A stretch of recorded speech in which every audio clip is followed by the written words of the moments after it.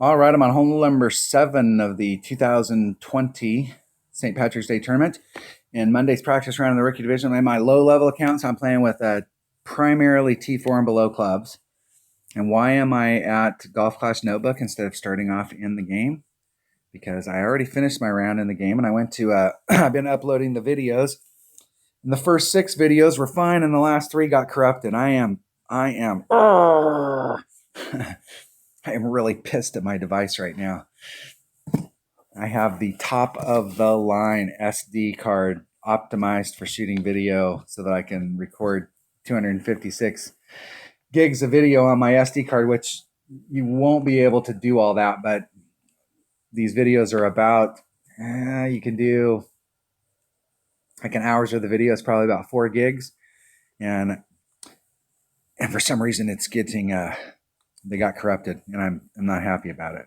I lost a bunch of video over the weekend. I reformatted all my stuff, and it's something between my tablet and my card. They do not like each other. So this tablet is going to be on its way out very quickly. Very quickly. So let's take a look at hole number 7. Hole number 7 is this par 4 right here. So with my upper developed account, let's talk about ways we can go at it. I think the wind here, we're getting, I believe, a headwind, so that we're getting a headwind like this. So I played this hole this week in practice. I was playing out with Hammer and Hank. We played for like 4 hours trying to get some of these holes and trying to come at them a little bit different. And Hammer and Hank did a rough bump out here with a Kingmaker to get into this area and coming at it from this direction, which now you'll be hitting against a head side wind. I came out here with a bigger power ball, and with this headwind, you'll have to bring out a monster ball to try and get on and one. And it still may be possible with a level 5 ball, but it's not going to be. If you had a little bit of tailwind, you could just barely clip that with a 3 power ball with a big extra mile 8 or 9, or in a pock, something that's got lots of raw distance to try and engage that area. But with the headwind, it may only be possible with a 5 power ball, and it was about 4 to 5 topspin to get me out onto the fairway out here. But the normal way we're going to play this is we're going to come out on the yellow line, trying to get up into this area.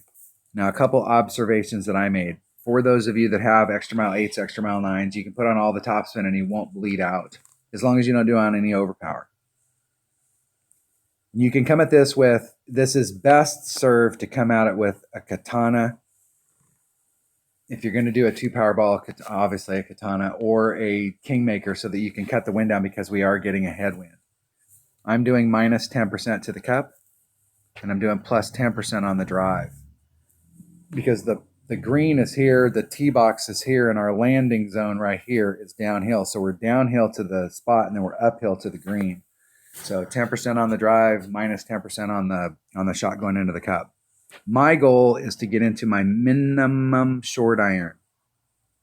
Now I have, in my lower developed account, I've got a Kingfisher, and it doesn't have a ton of distance, but I used an extra mile, no overpower, just all the topspin I could with a Titan, the king of balls, and got out kind of like in this area right here, and was in between. So like if here's max club and here's min club and here's mid, I was kind of in between in this area.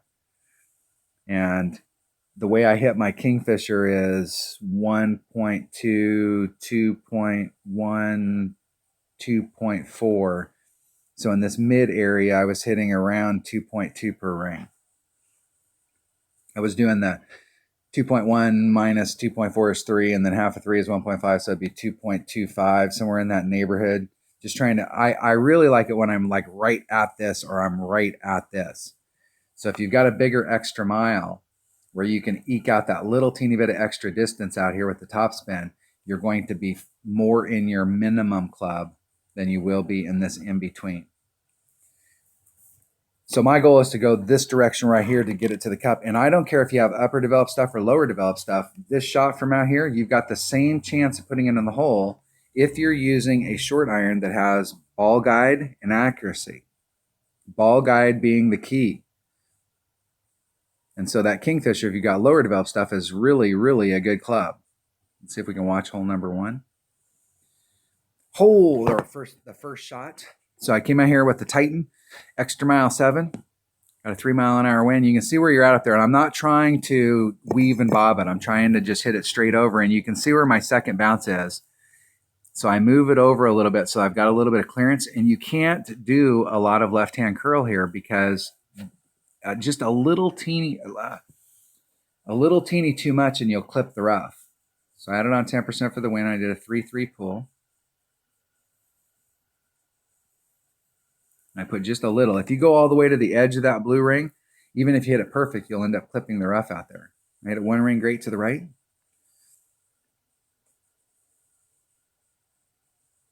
Just walking along the edge. So that shot setup that I have right there, you could hit a 1 ring great to the left. You could hit a 1 ring great to the right. You can hit it perfect, and you'll end up in a very similar area.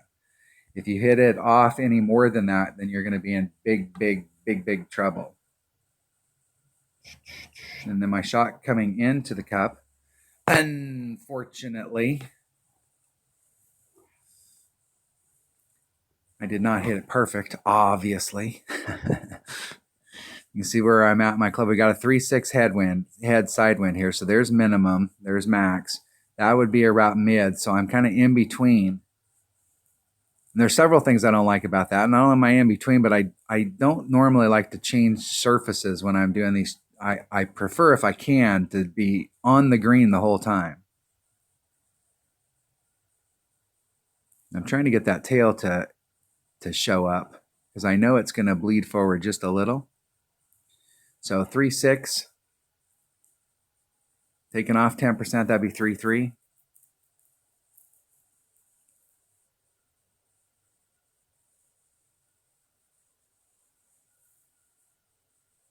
Doing about a 2-2 per ring pull.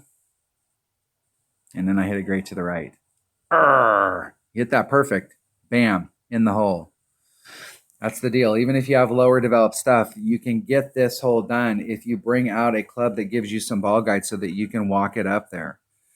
And if you bring out a club that doesn't have any ball guide in it, it's not that you can't get it in. It's just why hurt yourself? Why not bring out a club? And that Kingfisher is accurate.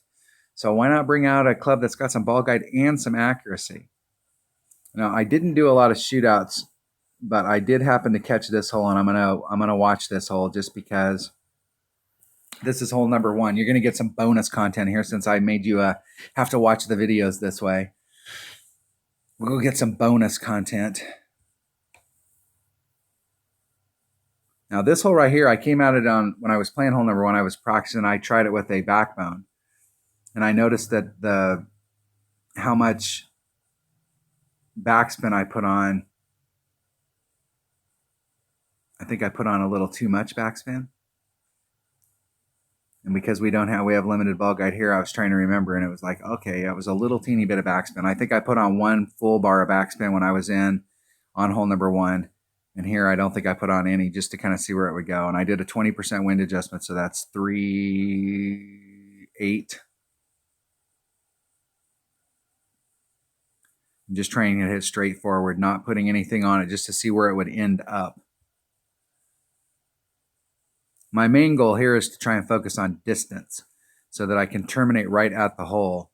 So just a little teeny bit of backspin, maybe a third of a bar of backspin, so that you terminate at the hole would be about right on that.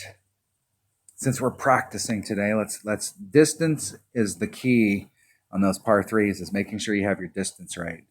All right, that was hole number 7 of the 2020 St. Patrick's Day Tournament and Monday's practice round in the rookie division. Thanks for watching.